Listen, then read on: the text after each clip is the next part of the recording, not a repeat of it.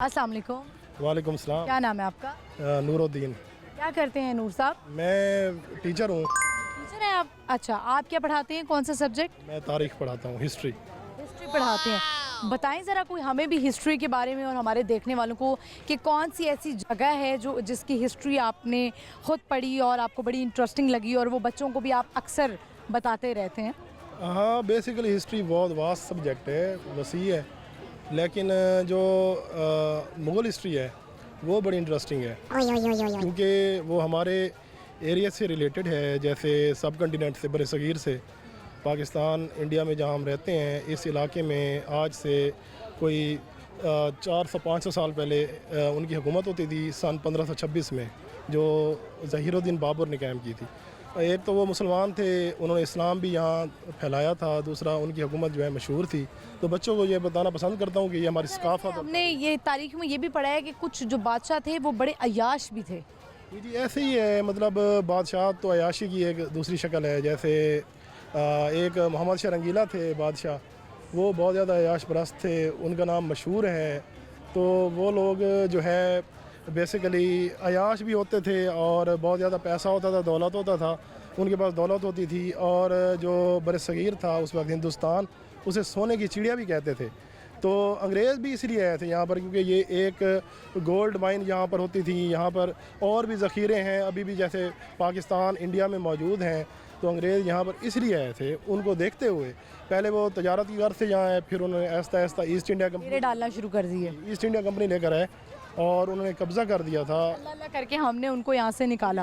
अल्लाह अल्लाह करके भी, और दूसरा जो स्ट्रगल भी की है क़ायद आज़म ने, अल्लामा इकबाल ने, लियाकत अली ख़ान ने, क्योंकि मैं हिस्ट्री का टीचर। हम उनके साथ ही रहना चाहते हैं जाके बाहर। हाँ, उसकी वजह ये है ना, असल में हमने खुद तरक्की की नहीं है, आगे बढ़ने की कोशिश ही नहीं की। तो जो कौमें आगे बढ़ने की कोशिश नहीं करती तो फिर चाहती हैं कि हम ऐसी जगह पर जाएँ जहाँ हमें तरक्की भी मिले।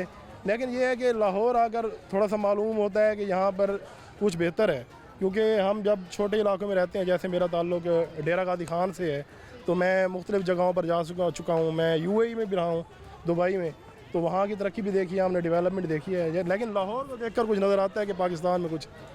बिल्कुल सही। आज का हमारा सवाल है, बताएं कि इस दुनिया में इंसान ज़्यादा हैं या कीड़े ज़्यादा हैं? हाँ, बेसिकली आप देखें तो इंसान भी कीड़ों से कम नहीं है, अब इंसान ही बहुत ज़्यादा है।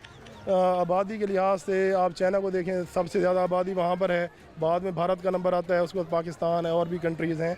लेकिन हशरात जो हैं, हशरातुल अर्ज़, उनकी तादाद इंसान। तो लगता है कि इंसान जो है वो अब जानवर बन चुका है।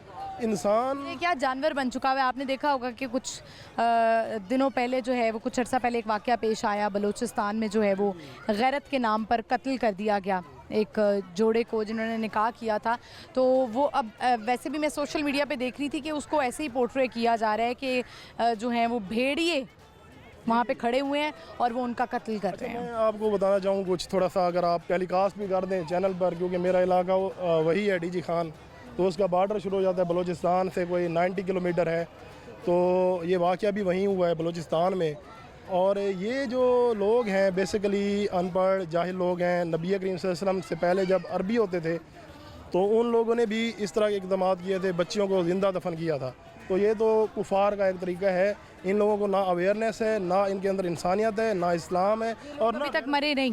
जी, ना इनमें गैरत है। मतलब जो बच्चियों का कत्ल कर दें, उनको ज़िंदा दफना दें।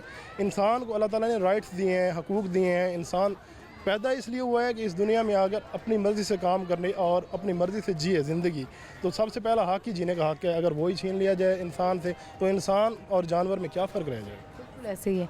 बहुत शुक्रिया आपका, thank you very much. Thank you so much. Viewers, आपने देखा ये भी एक टीचर हैं, हिस्ट्री से इनका ताल्लुक़, और बड़ी अच्छी अच्छी बातें हुई। आपने देखा होगा कि कुछ दिनों पहले एक वाक़या पेश आया बलूचिस्तान में, और वहाँ पे एक जोड़े को, यानी निकाह हुआ था उनका, पसंद की शादी की थी उन्होंने, और उस पे जो है वो कुछ भेड़ियों ने दोनों को कत्ल कर दिया।